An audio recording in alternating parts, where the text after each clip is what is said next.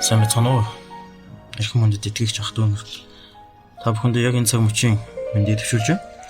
Нэгэн zegт монголчууд одоо шинэ үсэг сурахын тулд шинэ амьдрал, шинэ эхлэлийг бий болгохын тулд одоо хүжийн галд одоо ном уншиж өөрсдийнхөө одоо боловсрол бүх зүйлд одоо тэмүүлж тэгээд шинэ зүйлийг бий мэдэж авахын төлөө үнэхээр их сэтгэл гаргаж байсан агуу зохиолыг бид нэр бас уншиж үздэг. За тэгвэл энэ удаад би та бүхэндээ яг л түүний одоо адилаар шинэ амьдрал хийгээд шинэ эхлэлийг хаанаас бид олж болох вэ гэдэг тухай бас хуваалцахыг хүсээд энэ хүү эфирт одоо ирээд сууж байна. За тэгээд одоогоос 9 жилийн өмнө миний бие Харанга аймгийн Болгон сумаас аймгийн дэврүү шилжиж 1-р 10 жилд одоо сурагч болж ирсэн. За ингээд энэ хугацаанд одоо анх удаа гэрээсээ гарч аав ээжийнхээ хайр халамжаас холдож одоо бие даан амьдрах одоо эхлэл маань бий болсон юм аа. Тэгээд тэнд одоо олон найзуудтайгаа үнэхээр сайхан одоо сургууль сурч олон зүйлийг мэдэж олон зүйлийг одоо хийж бүтээхийн тийм ирч хүчээр одоо оргилсон хүүхэд нас маань байсан. За тэгээд энэ үед манай ангид аймгийн одоо төвөөс сурдаг нэгэн охин маань одоо намайг цуглаанд яваач хэмээн үрссэн. За тэгээд тэр цуглаанд нэгэн өдөр тэр ангийнхаа хүүхдийг даган очиход бол үнэхээр одоо олон сайхан хүмүүстэй танилцж тэгээд анхны сэтгэл маань үнэхээр сайхан байсан. Тэгээд олон нөхөрсөг тоглоомыг тоглож бие биендээ хайр өрүүлж байгааг хараад үнэхээр одоо баяртай байсан. За тэгээд үнэхээр хүний амьдралд бол олон одоо хэлж болохгүй зүйлүүд байдаг. За тэгээд би тэр хугацаанд яасан гэхээр зэрэг бол сүм гэдэг зүйлийг яг жинхэнэ утгаар нь ойлгоогүй. Бурхан гэдэг яг хэн бэ гэдгийг тэр болгон хүлээж аваагүйгээр одоо тийм зүгээр л одоо тийм нөхөрлөл одоо тэр бүх зүйлд татагдаж бол тухайн цуглаанд бол явж байсан. За ингээд энэ хугацаанд би одоо ойролцоогоор нэг 3 одоо сар буюу нэг үлрэл одоо энэ цуглаанд яваад бол эцэст нь энэ цуглаанаас бол холдсон. Тэгээд бол хэсэг хугацаанд бол одоо тэр цуглааны тухай одоо мартсан. Ингээд бол 10 дугаар ингээ одоо 96 онд одоо төгсөж тэгээд бол 97 онд бол дарханы одоо хөдөөж хөх сургууль оюутан болж ирсэн. За тэгээд энэ хугацаанд одоо энэ сургуульд ирээд экологи байгаль судлаач гэдэг одоо мэрэгчлэр сонгон суралцахын хугацаанд одоо тухайн сургуулийн одоо 1-р курст байхдаа оюутны зөвлөлийнх нь удирдах ажилд одоо томилогдож тэгээ олон одоо хүмүүсийн өмнө бол одоо нэр хүнд тэгээд бүхэл зүйлээр бол үнэхээр одоо дүүрэн байсан. Тэгээд энэ үед бол миний амьдралд одоо бодоход бол бахархах зүйл байгаагүй юм аа. Яг тэгэхээр зэрэг миний амьдрал бардам нь л тэгээ бие тоосон байдал би гэх үзлэр дүүрэн байсан гэж хэлэхүү дээ. Тэгээ үнэхээр энэ бүхнээс холдож энэ бүхнээс одоо хэрхэн яаж гарах вэ гэдэг тэр арга замыг үнэхээр бурхан эртнээс бол төлөвлөж байсан гэж би одоо итгэдэг. Учир нь 95 оноос бурхан намайг дуудсан. За тэгээд тэр үед одоо 2-р курст орсон жил бол одоо бурханы явуулаар нэгэн гайхамшигтай залуу манай сургуульд англи хэлний багшийн одоо мэрэгчлэр ажиллахаар хурж ирсэн. За тэгээд тэр залуу англи хэлний хичээлийг ороод 4 удаа орсон байсны дараа одоо би анхны одоо тэр хичээлдээ суухаар бол хүрэлцэн ирсэн. За тэгээд үнэхээр одоо маш их одоо ажилтай байдаг хүч одоо нийгмийн олон янзын ажлуудад хамрагдаж хичээлийг маш их тасалдаг байсан учраас бол одоо 4-5 дахь оролтон дээр нь бол одоо би хурж ирж сууж байсан. За тэгээд тэр оролтыг орохоос өмнөх одоо цаг дээр манай хамгийн дотны найз минь надаас нэгэн сонирхолтой асуултыг асуусан. За тэгээд тэр юу гэж надаас асуусан бэ гэхээр чи хаанаас бий болсон бэ хэмээн надаас бол асууж байсан. За би тэгээд тухайн үеийн хүртэл бол хувьслын онолд итгэж явж байсан учраас тэр ч одоо зүйлийг судалж байсан учраас би бол одоо сарамгчгоос үссэн шүү дээ гэж хэмээн хариулахад манай тэр найз хариуд нь бол үнэхээр сонирхолтойгоор үгүй маа чи бол бүтээгдсэн юм. Ямар нэг юм чамайг бүтээсэн юм аа гэж бол хэлсэн. За ингээд үүнээс бол болоод би найзаасаа эргүүлж чи надаас яагаад ийм сонин одоо гачирхалтай асуултыг асуух болов хэмээн асуухад манай найз хариуд нь юу гэж хэлсэн бэ гэхээр манай ангид одоо англи хэл заахаар нэгэн сайхан залуу ирсэн. За тэгээд тэр багш маань бол нэг удаа одоо 4 удаа орсон. Тэгээд нэг удаа орохдоо бид бурхны тухай одоо ярьсан юм аа. Тэгээд бурхан орчлон ертөнцийгээд бүх зүйлийг бүтээсэн хэмээн тэр хүн хэлсэн гэж бол хэлсэн. За тэгээд би тэр залуугаас юу гэж асуусан бэ гэхээр зэрэг найзаас юу гэж асуусан бэ гэхээр тэр багш одоо хизээ орох вэ гэсэн. Өнөөдөр одоо 3 дугаар цаг дээр орно гэж бол надад хэлсэн. Тэгээд би юу гэж бодсон гэхээр за тэгвэл өнөөдөр тэр хүн ирж байна одоо тэр бурхныхын талаар жоохон буруулдаг юм уу гэж бол одоо ангийнхантайгаа ярилцаад тэгээд бол бид нэр тийм шийдэл төрөөд байж байсан. За ингээд 3 дугаар цаг бол одоо орох үед 3 дугаар цаг ороход хонх дуурсан нэг үнэхээр сайхан инээмсэглсэн одоо тийм сайхан залуу орж ирсэн. За тэгээд бол манай ангийн хүүхдүүдийг бүртгэхэд эхэлсэн. Би хамгийн доотлолт одоо Инхбаатар гэж бол нэртэй. Тэгээд Евсгийн дээр байдаг бас учраас хамгийн сүүлд миний нэрээ дуудсан. За ингээд бол би байн хэмээн одоо хариулахад бол тэр хүн маш сонирхолтой над руу хараад юу гэж асуусан бэ гэхээр зэрэг чи энэ ангид байдаг юм уу гэж бол асуусан. Тэгэд мэдээж одоо манай ангийнхан байдаг. Тэгээ би ч бас энэ ангид байдгаа. Тэгээд ийм учраас би одоо ажилтаа учраас ингээд сургуультай хичээлдээ сууж амжаагүй маа гэж бол хэлсэн. За ингээд хэсэг хугацааны дараа одоо гэрийн даалгавар шалгасны дараагаар би бол тэрхүү багшаас олон одоо асуултыг асуусан. За тэгээд эцэст нь би юу гэж асуусан бэ гэхээр багшаа та үнэхээр одоо таны мэдгүй орчлын ертөнцийн тухай одоо энэ олон зүйлийн тухай одоо манай ангийнханд ярьсан байна. Тэгээд бид нэр энэ талаар бас дахиад ярилцах хүсэлтэй байна. Та тэгээд бидэнд жоохон цаг гаргаач гэж бол хүссэн. Ингэсний дараа бол одоо манай багш маань одоо бидэнд одоо интернетийн тухай ихлэ тайлбарлаж өгсөн. Одоо ингээд интернет гэж одоо яг юу вэ?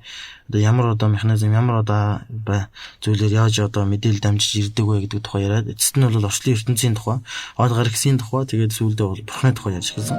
За тэгээд тэр хугацаанд бол би эсэргүүцсэн олон асуулт тавьж олон одоо хариултуудыг авах хичээж исэн боловч одоо үнэхээр одоо миний шинжлэх ухаанаас ирж хааж олоогүй тэр асуултуудад үнэхээр төвөггүйгээр хариулж байсан. За тэгээд хичээл одоо тууссаны дараа тэр багш маань одоо санал тавиад чи өнөөр одоо манад завтаа бол ирээч. Тэгээд гэрийн хаягийг надад өгсөн. Ингээд би гэрийн хаягийн дагуу бол одоо 3 дахь өдөр одоо байсныг би маш сайн санддаг юм. Тэгээд тэр өдөр бол одоо гэрт нь бол одоо явж утсан. За ингээд бол би тэнд 6 цагт очиод шөнө 11 цаг хүртэл тэр хүнтэй одоо би өөрөө бол одоо хувьсны онлын талаар мэтгэлцсэн хэдэж гисэн. Тэр хүн бол Библи хэмэж одоо энэ агуу судлал дээрээс одоо миний асуусан асуулт болгонд миний одоо багшаас авж байгаагүй тэрхүү одоо хариултуудыг бол одоо хариулж хэлж байсан. Тэгээд энэ зүйлийг сонсоод бол би үнэхээр гайхалтай олон зүйлийн талаар мэдэж авсандаа үнэхээр гайхаж байсан. Гэсэдэж гисэн миний итгэл одоо тэр болгон бол эргэж хөрвөөгүй. Тэгээд би дараагийн удаа дахиад ирэх боломжтой чи хагас өдөр үнэхээр боломж бол ирээч гэж бол хэлсэн. За ингээд бол дараагийн хагас өдөр нь би ягаад ч юм бол одоо тийш очих хүсэл маш их байсан. Тэгээд хагас өдрийг одоо тэсийн ядан хүлээж явж очсон. За тэгээд хагас өдөр очиод бол тэрээр болд гэдэг одоо тэр пастор маань одоо их нэртэйгээ хамт хоол хийж гисэн. Тэгээд хүлээж байсан. За тэгээд хэсэг бас оюутнууд маань ирсэн. Тэгээд хамтдаа бүгдөө бурхны тухай ярьсан, дуудулсан, тоглосон ингээд олон сонирхолтой ажлуудыг бид нэр хийсэн. За ингээд энэ дундаас яасан гэхээр зэрэг надад үнэхээр олон одоо асуултууд толгойд минь өөрөө ихгүй орж ирсэн. Яагаад тэгэхээр зэрэг амьдрал гэж яг юу юм бэ? Хүн яаж одоо амьдрах ёстой юм бэ? Одоо хэрхэн одоо бурхан гэж байдаг бол хүний амьдралд одоо ивэж тусалд юм бэ гэдэг талаар маш олон асуултуудыг одоо би асууж эхэлсэн. Ингээд юу энэ ямар утгатай байсан бэ гэхээр зэрэг миний одоо ихтгэл бишрэл хийгээд бүх зүйл маань одоо багаагаар өөрчлөгдөж байна гэсэн үг юм аа. За ингээд бол пастор Валдтоос бол олон асуултыг асууж бас хариултыг авч Библийг хамт судлаж тэгээд энэ өдөр одоо их чухал өдөр юм аа гэдгийг бас мэдэж авсан. За тэгээд үнэхээр бурханы одоо тогтоож өгсөн ариун өдөр буюу амралтын өдөр гэдгийг одоо сонсоод үнэхээр одоо сонир сэтгэл төрж байсан хэдиж гисэн бас байж болох юм гэдэг одоо тийм бодол надад төрж байсан. За өнөө дараа хэсэг хугацааны дараа би сүмд бол тогтмол өвдөлсөн. Ингээд бол нэгэн өдөр бол одоо пастор Болдман одоо их сонирхолтой саналыг тавьсан. За тэгээд тэрээр үгсэн гэхээр чи одоо сүмийнхэн залуучуудын одоо цуглааныг авч явах уу гэж бол хүссэн. За ингээд бол одоо би сүмд явж байгаа оюутан залуучуудыг одоо өдөрдөж тэгээд тэдэнд бол одоо сонирхолтой одоо хөтөлбөрүүдийг явуулахыг хичээж энэ тэндээс маш олон зүйлийг ирж хааж тэгээд бас пастор Болдман надад өөрөө тусалж энэ мэтэр одоо би яасан гэхээр анх одоо бурхны агуу дуудлагыг бол хүлээж авсан юм аа. Ингээд үүнээс хойш би одоо итгэгч болж үнэхээр 4-р курсын төгсөл бол одоо сүмдээ явж байсан. За тэгээд сүмд үйлчилж үнэхээр 2001 онд бол би 4-р курсыг төгссөн. За тэгээд тэр болтол бол пастор Болдтой хамт одоо сүмийн үйл ажиллагааг өдөрдөж хамт авч явж баяр баясгал тэгээд олон хүмүүсийн одоо зовлон жаргал бүх зүйлийг хуваалцаж ингэж явах нь бол миний амьдралд үнэхээр сайхан мөчөд байсан.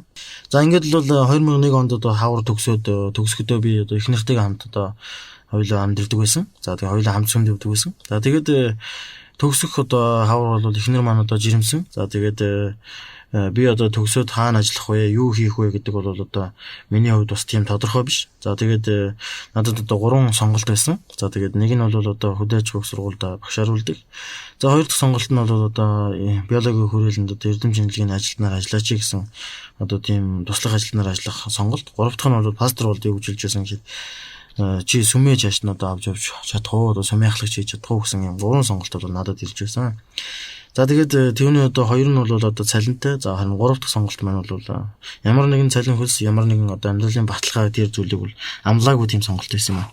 За ингээд бол би ямар ч байсан алинд нь хариу өгч одоо амжихгүй хэсэг хугацааны дараа одоо юу шийдсэн бэ гэхээр зэрэг бол ер нь бол энэ аль нь бол хэцүү юм байна гэдэг тийм шийдвэрт би хүрж байсан. Тэр үед миний итгэл илүү бага байсан юм шиг байна. За тэгээд яасан гэхээр зэрэг би тэрхүү одоо сонголтуудаас сонголт хийхээс гадна хажуугаар надад одоо төгсөх ажил маш олон ажлууд байсан. Тэгээд тэднийг бүгдийг нь одоо хийж амжуулах гэдэг маш их ажил байсан. За тэгээд тэр бүгдийг хийж дуусны дараа нэгэн удаа одоо хичээл одоо 6 сарын 25-нд дуусаад их нэртэйгээ битгаар одоо байранда нэг тасагт амьдардаг байсан учраас тэндээ байгаад яг юу хийхээ би яг тэр үед мэдэхгүй. Тэр өдөр надад нөхөрийн одоо хачин одоо зүрх сэтгэлд минь хамгийн одоо тийм би юу хийх вэ гэдэг асуултаар дүүрэн одоо тийм өдөр байсан гэхүү дээ.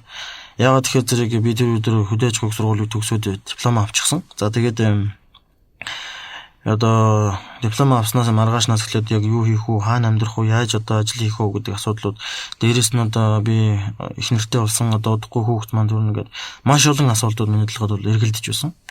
За ингээд 6 сарын 25-наас эхлээд 7 сарын 13-ны хүртэл бид хоёр ямар ч шийдэл төрөхгүйгээр одоо байранда бол амьдэрсэн. За тэгээд 7 сарын 13-ны өдөр бол одоо өөрийн мэдлгүй одоо тэндээс бол яа харахгүй хөөгцөн. За тэгээд багш маань бол намайг яваа одоо бид нар одоо засвар хиймээр байна. Та хоёр одоо байр чөлөөлж гэж хэлсэн. За тэгээд 13-нд бид хоёр ярилцаад юу шийдсэн бэ гэхээр зэрэг ер нь бол хоёлаа ар хангаад очиё. Тэгээд миний эцэг ихтэй очиод ингээд хамт амьдрья.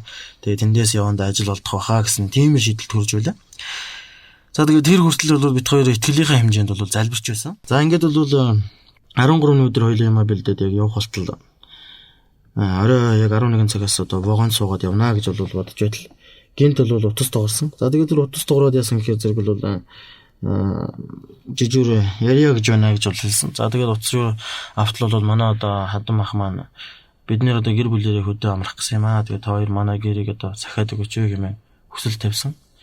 За тэгээд би тэр хүсэлтийн дагуу одоо тэр ахтаа тэгье гэж хэлээд тэгээд яагаад тэгэхээр 9 сарын 1 хүртэл надад сүмд явах одоо боломж олцсон. Тэгээд бид хоёр хоёлаа маш баяртайгаар зөвшөөрч тэгээд тэнд очиж бол 9 сарын 1 хүртэл сүмд явсан. Тэгээд энэ хугацаанд 8 сарын 25-нд бол одоо пастор Дээл Улаанбаатар хотод хүрэлцэн дарханд очиж одоо үнэхэрийн одоо манай сүмийн одоо ахлагчийг сонгох сонгуулийг явуулж олон одоо сүмийн гишүүдийн донд бол одоо тэр сонголт одоо хийх тэр боломжийг өгч тэгээд сүмийн гишүүд маань одоо надад итгэл хүлээлээ гэж намайг одоо ахлагчаараа сонгосон. За тэгээд тухайн үед би бол юу гэж бодож байсан бэ гэхээр зэрэг үнэхээр би одоо энд ажиллах ахлагч боллоо гэж ч одоо яах вэ гэсэн тийм одоо үжил бодлоор бол хандаж байсан. За ингээд цуглаан дуусны дараа пастор Дээл намайг дуудаж одоо уулзаад юу гэж хэлсэн бэ гэхээр зэрэг чи одоо ингээд манай сүмийн ахлагч одоо боллоо. Тийм учраас сүм маань одоо ахлагчтай бол одоо ажилчтай байраар хангадаг тэгээд бас цалингаар хангадаг гэсэн тийм одоо үгийг одоо хэлсэн. За үүнийг сонсоод бол надад маш баяртай байсан. Тэгээд би одоо өөрийнхөө одоо хамгийн одоо сайн одоо найз болох сумья тэгээд их нартайгаа хамт энэ баярт мэдээ хуваалцаад үнэхээр их баяртай байлаа. За ингээд бол үнэхээр сүмд явах боломж олдоо. Дээрээс нь одоо амьдрах боломжтой болоод пастор Дээл надад юу хэлсэн гэхээр зэрэг маргааш шунаас эхлэж амьдрах байраа хайгараа хэмээн бол хэлсэн. Ингээд би бол одоо амьдрах байраа хайж одоо 2 өрөө байр түрээслээд тэгээд тэрний амьдрч хөөгт маань төрж тэгээд бүхэл зүйл тэр цагаас эхлээд бол үнэхээр миний санаа зовж байсан бүх асуудлууд яг л нэг л цаг мөчид нэг л одоо өдрийн дотор бол бүх зүйл одоо шийдэгдсэн. Тэгээд өнөөдрийн хүртэл би одоо ямар ч зүйл санаа зовхгүйгээр тэр амьдралынхаа одоо тэр гайхамшигтай одоо тэр ювэлүүдийг одоо тоочин хүмүүст энэ тухайга хуваалцаж олон хүмүүс бас энэ гайхамшигыг бас мэдрээсээ энэ зүйлийг бас олж хараасаа хэмээн хүсэж одоо мөрөөдөж тэгээ тэрний төлөө ажиллаж өөрчилж байна. За тэгээд дөнгөж саяхан дурдгсан Сүмья гэж миний хамгийн сайн найз минь болохоор зэрэг миний хамгийн сайн дайсан байсан. Ягаад гэхээр зэрэг би тэр сургуульд байхдаа одоо оюутны зөвлөлд ажиллаж байхдаа анх Христэд итгэхээс өмнө одоо Сүмья маань оюутны зөвлөлийн гишүүн байсан учраас бид хоёр хоорондоо их өдөр одоо маргалдаж одоо ажиллаас болж нэлээх одоо асуудлыг одоо шийдэхэд тулд нэлээх одоо хэрэлддэг байсан. Тэгээд Сүмья маань намайг юу гэж ойлгодог байсан бэ гэхээр энэ бол одоо бие тоосон одоо энэ бол үнэхээр одоо хамгийн дойжгүй залуу гэж бол үнэлдэг байсан одоо нуулгүй хэлдэг. За тэгээд би 3 дугаар курс дээр одоо ирэхийн үед бол үнэхээр Христ намайг өөрчилсөн учраас миний амьдрал, миний зан харилцаа бүх зүйл өөрчлөгдөж эхлэхэд Сумья маань одоо түүнийг хараад бол хүлээж аваад тэгээд нэг өдөр намайг Христ тасагтай байж хөдөл орж ирээд чи яагаад юм өөр болоод байгаа юм бэ? Эсвэл чи одоо маялаад байгаа мó гэж бол надаас асуусан. Харин би хариуд намайг өөрчилсөн зүйл энэ байна гэж бол одоо Бурхны үг бол харин Библийг төнд өгсөн. Тэгээд тэрээр бол Библийг авч хэдэн өдөр уншаад дараад надад дээр хурж чи надад нэг тайлбарлаж өгөөч гэж хүссэн. Иймхүү одоо би түүнийг нь тайлбарлаж өгөөд тэрээр бол гэрийн группэд хамрагдаж яваад тэгээд дараад нь манай сүмд яваад тэгээд сүмийн маш идэвхтэй гишүүн болсон.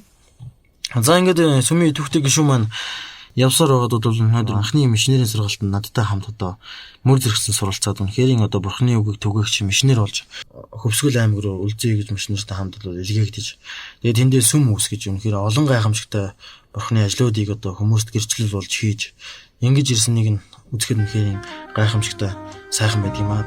Өөрчлөгдсөн амьдрал гэдэг бол хүнд үнэхээр олон сайн зүйлийг авчирдаг юм. Тэгээд эзэн бол бидний амьдралыг үргэлж шинжилж шин болгохыг үнэхээр хүсэж байдаг юм шүү.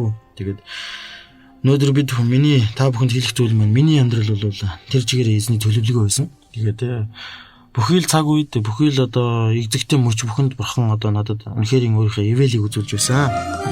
За тэгээд би та бүхэнтэй эзний үгийг хуваалцахыг хүсэж байна. Тэгээд Филиппо номын 4:4-өөс би та бүхэнд уншиж өгье. Эзний дотор үргэлж баярлаа. Би дахин хэлье баярлагтун. Та нарын дэвчээр бүх хүмүүст мэдэгддэг. Эзэн ойрхон байна. Юунд ч бүх санаа зов харин аливаа зүйл залбирлаараа болон гуйлтаараа талархалтайгаар хүсэлтэй бурханд мэдүүлж байгаа ч гэж бол хэлсэн байна. Үнэхээр нь тийм юм аа. Яг тэр зэрэг бид нэр ямар нэгэн зүйл санаа зовхгүйгээр эзэнд бүх зүйлээ даатгаж, баярлаж, баяр хөөртэйгээр байж түүний үгийг дуулууртайгаар сонсож чадах юм бол эзэн энэхүү ивэлүүдийг бидэнд үнэхээр асгадаг юм аа. Тийм учраас та бүхэн аливаа зүйл санаа зовхгүйгээр залбирал гуйлтаараа үргэлж талархаж байгаа ч юм та бүхнээс хүсэх байна. За тэгээд мөн эзэн дараад нь бидэнд хандаж үнэхээр гайхамшигтай үгийг бас илгээсэн байна. За тэгээд үүнийг би та бүхэн уншиж өгье. Филиппо номын 4:8-аас эцэст нь ах トゥ нараа юун үнэн, юун хүндэтгэлтэй, юун зөв, юун цэвэр харин, юун сайхан, юун сайшаалтай байна. Хэрв аливаа сайн үйл байгаа бол хэрв магтууштай ямар нэгэн зүйл байгаа бол тэргээр өмсөг бодож санацгаа. Та нар надад суралцсан, хүлээн авсан, сонссон, харсан зүйлийн ажил хэрэг болгоо. Амар тайвны бурхан та нартай хамт байх болтугай гэж хэлсэн. Үнэхээр тийм юм аа. Өнөөдөр эзний үг бол хамгийн хүндэтгэлтэй, хамгийн үнэн, хамгийн зөв, хамгийн шудраг зүйл юм. Миний амьдралд байсан бүхэл цаг хугацаанд дунд хамгийн шудраг, хамгийн зөв, хамгийн үнэн зүйл нь эзний замыг дагах байсан юм аа. Тийм учраас би олон хүмүүст хандаж, олон итгэгч ах トゥ нартай хандаж та бүхэн эзний замыг дагаач.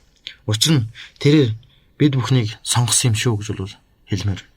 Үнэхээр та нар эзнээс үргэлж суралцаж, эзнээс хүлээж авсан, сонссон, харсан зүйлээ амьдрал дээр ажил хэрэг болгож, үйлдэж, үйлсээр олон хүмүүст гэрчлэлийг өгөөч мэн та бүхнээс хүсэх байна.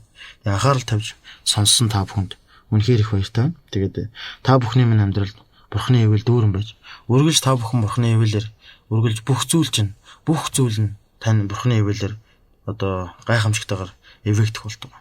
Тэгээ хүн болгон эзний гайхамшигыг түгээж, эзний гайхамшигыг хуваалцах гэрчлэлтэй байх болдог гэж та бүхэн хэлсэн. Өөрчлөгдсөн амьдралын нууц бол эзэн байд юм. Тийм учраас эзэнд амьдралаа татгацгаая хүмүүсээ. Тэгээ бүгдээрээ залбирцгаая. Тэвэж ингээ агуу эзэн минь тэгээд биднийг ивэж бид бүхэнд үнэхээр гайхамшигтай өөрчлөгдсөн амьдралыг өгсөн тань талархаж байна. Тэгээ та бидний гимнэг үлтнийг байхад өөрийн ариун авралын гараар бидний гимнүглийн ангалаас татаж бид бүхнийг сонгож өөрийнхөө зөвийн замаар явах тэрхүү агуу эрх мэдэл, агуу хүч чадал тэгээд бас боломжийг олгосон талархаж байна эзэн. Тэгээ таны өгсөн сонгосон энэхүү замаар үргэлж тууштай явж үнэхээр таны одоо тусламжийг амьдралдаа үнэхээр авч танаар амьдралаа өөрчлөхөд туслаач тань сууж байна. Тэгээд олон хүмүүст бас амьдралд нь өөрчлөлтийг хийж өгөөч үзье. Тэгээд та үнэхээр тэр өөрчлөгдсөн амьдралын нууц авах болтугай. Энэ бүгдийг таны хүү Есүс нэрээр залбирлаа. Аамен.